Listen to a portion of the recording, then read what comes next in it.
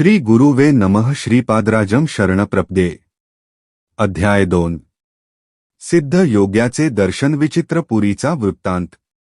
मी मरुत्वमलय्या पुण्यस्थळी घडलेल्या रोमहर्षक अनुभवाचे मनन करीत श्रीपाद श्रीवल्लभ स्वामींचे स्मरण करीत पुढील प्रवासास प्रारंभ केला। मार्गात अनेक पुण्यात्म्यांचे थोर संतांचे दर्शन घेत मी मार्गक्रमण करीत होतो।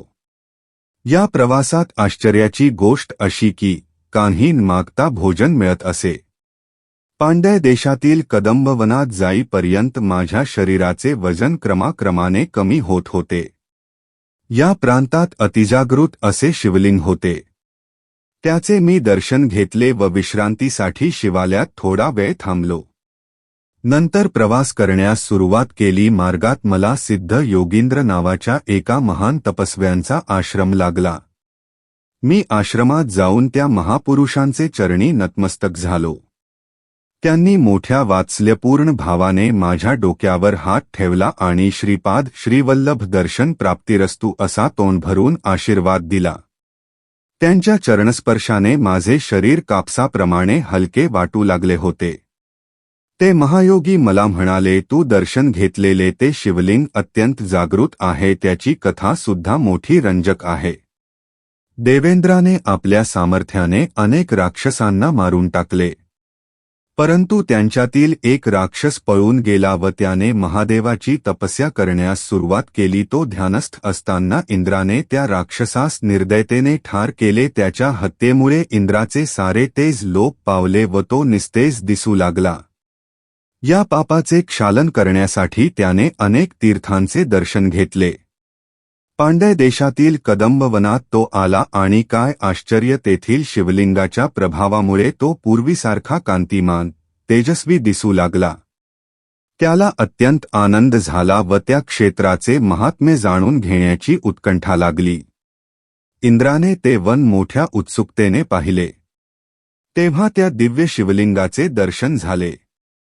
मोठ्या भक्तिभावाने त्याने त्याचे पूजनर्चन केले। नंतर त्या स्वयंभू लिंगावर हे सुंदरसे देवालय बांधले। हे इंद्राने प्रतिष्ठापना केलेले शिवलिंग समस्त पापांचे हरण करणारे असून अत्यंत मंगलदायक आहे। पुण्यवंतांनाच, श्री दत्त प्रभूच्या भक्तांनाच विनासायास याचे दर्शन घडते। मी त्या महायोग्याचे हे वक्तव्य ऐकून अत्यंत रोमांचित झालो होतो। मोठ्या श्रद्धाभावाने त्यांचे चरणकमली मी नमस्कार केला। तेव्हा त्यांनी त्या शिवलिंगाचे पुन्हा एकदा दर्शन घेण्यास सांगितले। मी त्यांच्या आदेशानुसार पुन्हा त्या वनात गेलो। तेथे मला अतिशय सुंदर असे शिवालय दिसले, पण मी पाहिलेले शिवमंदिर हे नव्हतेच। मला हे मंदिर श्रीमीनाक्षी सुंदरेश्वराच्या मंदिरासारखे अप्रतिम वाटले। मी मोठ्या श्रद्धेने शिवलिंगाचे दर्शन घेतले व श्री सिद्धयोगींद्राकडे येण्यास निघालो। तेथील परिसर जनसमुदायाने भरलेल्या एका शहरासारखा वाटला। श्रीयोगींद्राचा आश्रम मात्र सापडला नाही। मी श्रीपाद श्रीवल्लभ स्वामींचे मनात चिंतन करून पुढे प्रवास करण्यास प्रारंभ केला। तेव्हा सूर्यास्त होऊन अंधकार चोहीकडे पसरला होता। मी मार्गक्रमण करीतच होतो। माझ्या मागून प्रकाशाचा झोत आल्यासारखे वाटल्याने मी मागे वळून पाहिले। माझ्या मागे 3 शिरे असलेला एक सर्प येत होता। त्याच्या मस्तकावर 3 दिव्य मणी होते। त्यांचाच प्रकाश मला मार्ग दाखवित होता। मी अत्यंत भयभीत झालो होतो। माझ्या हृदयाचे स्पंदन वाढत होते। मी श्रीपाद श्रीवल्लभाच्या दिव्य नामाचा उच्चार करीत पुढे चाललो होतो। त्या सर्पाचा उजेड मार्ग प्रदर्शन करीत होता। शेवटी मी कसाबसा श्री सिद्धयोगींद्राच्या आश्रमात पोहोचलो। तेव्हा तो दिव्य सर्प व त्याचा प्रकाश तत्काल अदृश्य झाला। श्री सिद्धयोगींद्रांनी माझे मोठ्या प्रेमाने स्वागत केले व केळीच्या पानात भाजलेले गरमगरमचणे प्रसाद म्हणून दिले। मी ते पोटभर खाल्ले, परंतु माझ्या हृदयातील धडधड कमी झाली नव्हती। तेव्हा त्या दयामूर्ती योगीश्वरांनी मोठ्या प्रेमभावाने माझ्या धडधडत्या छातीवर हात फिरविला। नंतर तो दिव्य हस्त माझ्या मस्तकावरून फिरविला व माझ्या डोळ्यांनाही प्रेमस्पर्श केला। त्या करुणामय स्पर्शाने माझ्या हृदयातील सारी धडधड पार पळून गेली।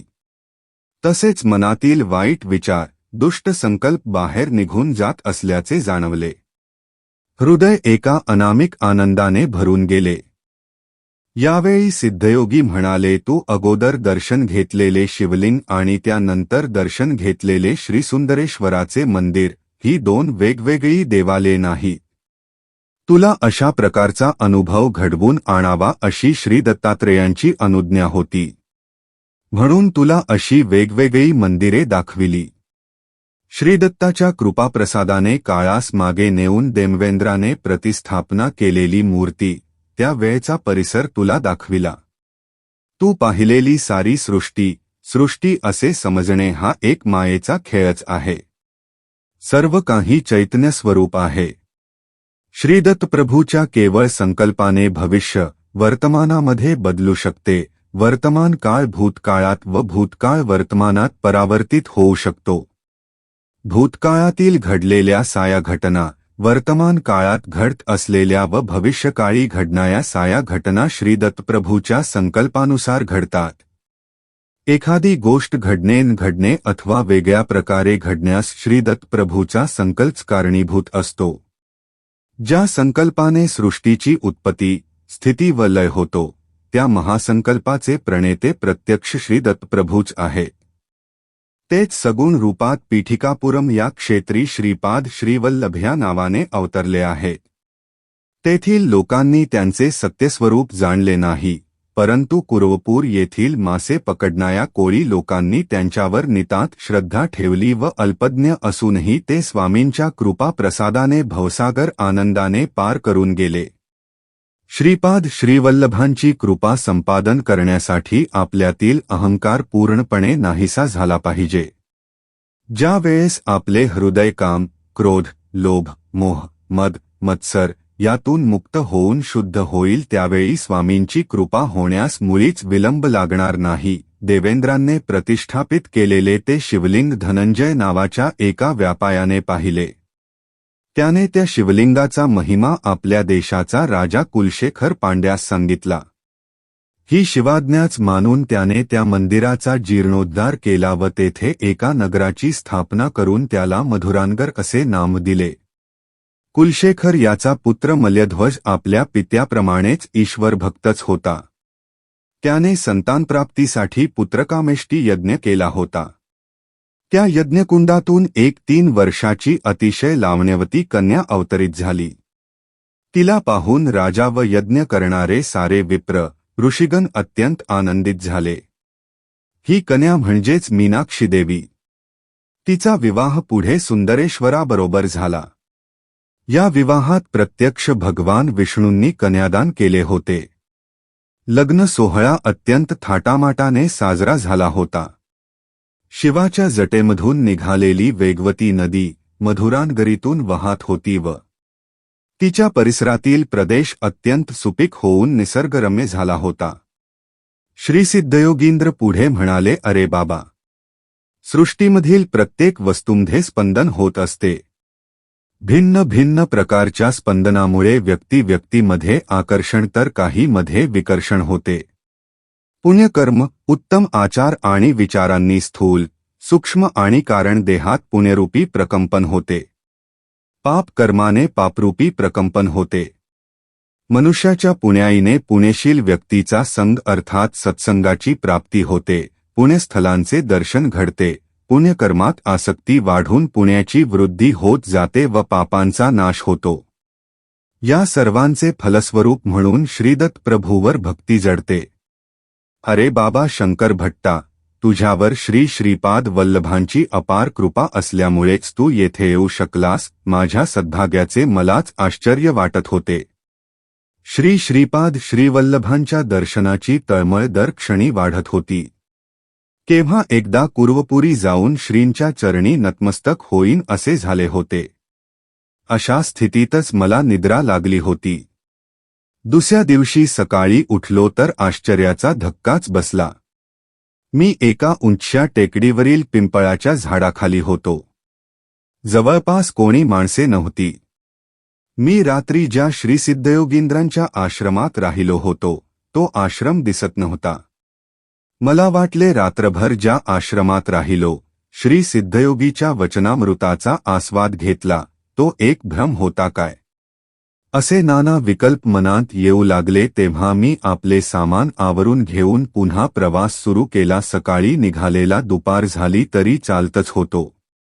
थोड्याच वेळात एक लहानसे गाव दिसले. मला अत्यंत भूक लागली होती.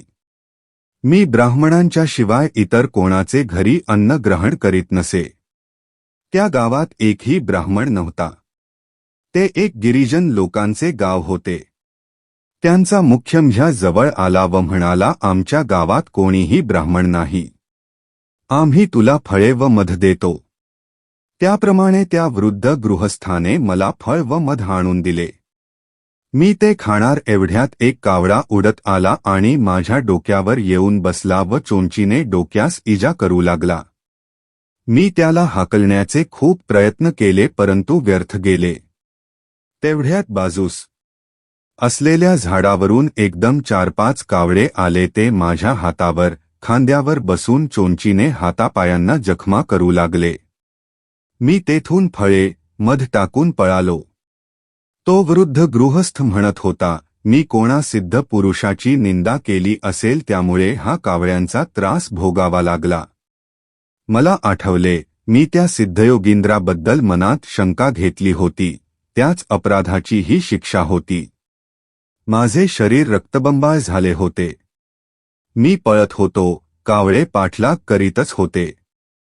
मी श्रीपाद श्रीवल्लभांची मनोमन प्रार्थना केली व या संकटातून सुटका करण्याची विनंती केली तेव्हा मला समोर एक औदुंबराचे झाड दिसले.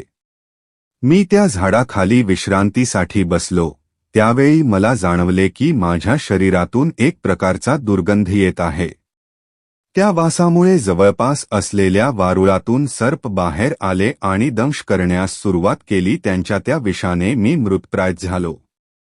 तोंडातून फेस येत होता. हृदयाचे ठोके मंद गतीने चालले होते. केव्हा मृत्यू येईल ते सांगता येत नव्हते. सायंकाळ झाली होती. धोबी कपडे धुवून, वाळवून, कपड्याचे गाठोडे गाढवावर ठेवून ते घरी जात होते. माझी स्थिती पाहून त्यांना दया आली. त्यांनी मला एका गाढवावर बसविले व त्यांच्या गावातील चर्मवैद्याकडे घेऊन गेले. त्या वैद्याने वनातील काही मुळ्याचा रस काढून मला पिण्यास दिला. सर्पदंश झालेल्या जागेवर थोडी पाने बांधली. पिंपळाच्या कोवळ्या पानांचा रस काढून तो जखमेवर लावला. माझ्या दोन्ही कानात पिंपळाच्या पानाचे देठ ठेवले होते. विष जसे जसे पिंपळाच्या पानात उतरू लागले तशा तशा वेदना असह्य होऊन मी ओरडू लागलो. विष पूर्ण उतरून गेल्यावर मला बरे वाटले. ती रात्र मी वैद्याच्या घरीच काढली. तो वैद्य श्रीदत्त प्रभूचा भक्तच होता.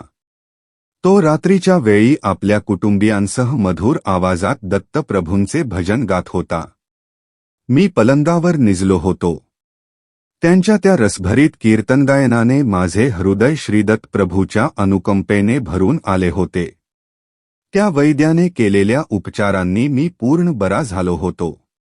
त्याचे हे उपकार कसे फेडावे हे मला समजत नव्हते. भजन संपवून तो वैद्य माझ्याकडे आला. त्याचे नेत्र करुणारसाची जणू वर्षाच करीत होते. तो म्हणाला, माझे नाम वल्लभदास आहे. मी चर्मकारांचा वैद्य आहे. मी नीच जातीचा असलो तरी मी जाणतो की तुम्ही श्रीपाद श्रीवल्लभांच्या दर्शनासाठी निघाला आहात.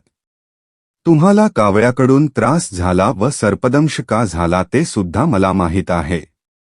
आपले नाम शंकर भट्ट आहे ते मी जाणतो. त्याच्या या अचूक वक्तव्याने मी अवाक झालो. मला वाटले त्या वैद्यास ज्योतिषशास्त्राचे ज्ञान असावे. हा विचार मनात येताच वल्लभदास म्हणाला, मी ज्योतिषी नाही. श्रीपीठिकापुरम म्हणजे पंडितांचे माहेरघर, सांगवेदार्थ सम्राट अशी पदवी मिळविलेले श्री मल्लादी बापन्ना अवधानलू यांनी सुद्धा या पुण्यभूमीत निवास केला होता. परंतु हे प्रगाढ विज्ञान असलेले पंडित अहंकारामुळे श्रीपाद श्रीवल्लभाचे खरे स्वरूप जाणू शकले नाहीत. शुष्क वेदांत, अर्थहीन तर्कवितर्क करणारे पंडित श्रीपाद श्रीवल्लभाच्या कृपेस पात्र होऊ शकले नाहीत. तुला टोचून जखमा केलेले कावळे हे पूर्वजन्मीचे पीठिकापुरम येथील महाअहंकारी पंडितच होते. त्यांनी आपले जीवन श्री श्रीपाद श्रीवल्लभांचे महात्म्य न जाणता आपल्या ज्ञानाच्या अहंकारातच व्यर्थ घालविले. ते मृत्यूनंतर स्वर्गलोकास गेले. तेथे इंद्राने त्यांचा वेदपंडित घनपाठी म्हणून सत्कार केला, परंतु जेव्हा त्यांना भूक लागली व जीव भुकेने व्याकुळ झाला तेव्हा त्यांना खाण्यासाठी कोणी काहीच दिले नाही. इंद्र म्हणाला, तुम्ही पृथ्वीवर असताना दान धर्म केला असता तर एका दाण्यासाठी 1000 दाणे आमच्याकडून मिळाले असते, परंतु तुम्ही कोणाला काही दान दिले नाही. तेव्हा तुम्हाला आम्ही काहीच देऊ शकत नाही. तुम्ही या लोकात स्वेच्छेने कितीही काळ राहू शकता, परंतु अन्न पाण्यावाचून इतर स्वर्गसुखे खरोखर शिक्षेसारखी होती. इंद्र पुढे म्हणाला, हे पंडितांनो, तुम्ही पादगे सारख्या पवित्र स्थळी राहून सुद्धा श्रद्धा भक्तिनिष्ठेने आपल्या पितरांना पिंडदान केले नाही. आई वडिलांचा योग्य तो सन्मान करता त्यांच्या औषध पाण्यासाठी एवढा खर्च झाला असे कृतघ्नतेचे उद्गार तुम्ही वारंवार काढले. श्रीपाद श्रीवल्लभांना श्रीदत्त प्रभूचे अवतारण मानण्या एवढे तुम्ही अंध झालात. श्रीपाद श्रीवल्लभांच्या नामस्मरणाने पवित्र झालेल्या भक्ताचे रक्तप्राशन केल्यावरच तुम्हास उत्तम गती लाभेल. वल्लभदास सारी कहाणी सांगत होता. तो म्हणाला, शंकर भट्टा, हे कावळे, ते सर्प पूर्वजन्मीचे अहंकारी पंडित होते. त्यांनी तुझे रक्त चाखले व उत्तम गतीस प्राप्त झाले. वल्लभदास पुढे म्हणाला, ब्राह्मण सत्यनिष्ठ असावा, क्षत्रिय धर्मबद्ध असावा, वैश्यांनी व्यवसाय, व्यापार, गायीचे रक्षण आदी व्यवहार करावे, शूद्रांनी प्रेमस्वरूप राहून सेवा करावी. भगवंताच्या भक्तीसाठी मात्र वर्ण, जात, कुळ, श्रीमंत, गरीब, स्त्री, पुरुष असा भेदभाव इथे नसतो. भगवंत भक्ताचा केवळ प्रेमभाव, श्रद्धा, दृढ विश्वास पाहतो. मानव कोणत्याही वर्णात जन्मला तरी त्याने स्वधर्मानुसार कर्म करावे. वल्लभदास पुढे म्हणाला, तू लहान असताना विष्णुमूर्तीचे ध्यान श्लोकाचे पठण करीत होतास. त्यावेळी तू विनोदाने एका श्लोकाचा चुकीचा अर्थ आपल्या मित्रांना सांगत होतास. तो श्लोक असा होता, शुक्लांबरधर विष्णुं शशिवर्ण चतुर्भुजम प्रसन्न वदन ध्यायेत सर्व विघ्नोपशांतये. याचा विनोदार्थ केलेला अर्थ श्रीदत्त प्रभूंना आवडला नाही. त्याची शिक्षा म्हणून तुला धोबी लोकांनी गाढवावर बसवून आणले. शेवटी चर्मकारांच्या गावात पोहोचविले. तुझी अशी दुर्गती करण्यामागे श्रीपाद श्रीवल्लभांचा विनोदाबरोबर तुला काही पाठ शिकवून तुझ्यातील अहंकार दूर करण्याचा मानस होता. त्या दयाघन श्रीगुरु श्रीपाद श्रीवल्लभांची प्रत्येक क्षणी आपल्यावर दृष्टी असते, ही गोष्ट ध्यानात असू दे. श्री वल्लभदासांच्या हितोपदेशाने मी कृतकृत्य झालो. माझ्यातील ब्राह्मण असल्याचा अहंकार नाहीसा झाला. मी वल्लभदासांचा पाहुणचार स्वीकारला. 2-3 दिवस राहून पुढे चिदंबरला जाण्यास निघालो. चिदंबरला पोहोचण्याच्या अगोदर विचित्रपूर नावाचे गाव लागले. त्या गावाच्या नावाप्रमाणे राजाही विचित्र वर्तन करणारा होता. त्या राजास एक मुलगा होता, परंतु तो मुका असल्याने राजा नेहमी उदास असे. त्याला वाटे की ब्राह्मणांनी लोपभूरिष्ठ यज्ञ कर्मलोप असा यज्ञ केल्याने त्याचा मुलगा मुका झाला. तो ब्राह्मणांचा अपमान करून त्यांना गाढवावर बसवून त्यांची मिरवणूक काढीत असे. ब्राह्मणांना दान म्हणून राजगियाची भाजी देत असे. त्या राज्यात ब्राह्मण आपला अहंकार विसरून अगदी दयनीय स्थितीस प्राप्त झाले होते. एका विद्वान ब्राह्मणास राजाने मूक भाषेवर ग्रंथ लिहिण्याची आज्ञा केली होती. त्या राजा आज्ञेनुसार ते राजगुरू ब्राह्मण मूक भाषेवर संशोधन करू लागले होते. शंकर भट्ट आणि राजे महाराजांचा संवाद. राजाच्या सैनिकांनी मला आपण ब्राह्मण आहात का असा प्रश्न विचारला. मी होकारार्थी मान हालविताच आपणास आमच्या महाराजांचे आग्रहाचे आमंत्रण आहे असे म्हणून राजवाड्यात येण्याची विनंती केली. मी त्यांच्याबरोबर राजासमोर उभा राहिलो. मला भीतीने घाम सुटला होता. मी तेव्हा मनोमन श्री श्रीपाद वल्लभांची प्रार्थना केली व नामस्मरण करू लागलो.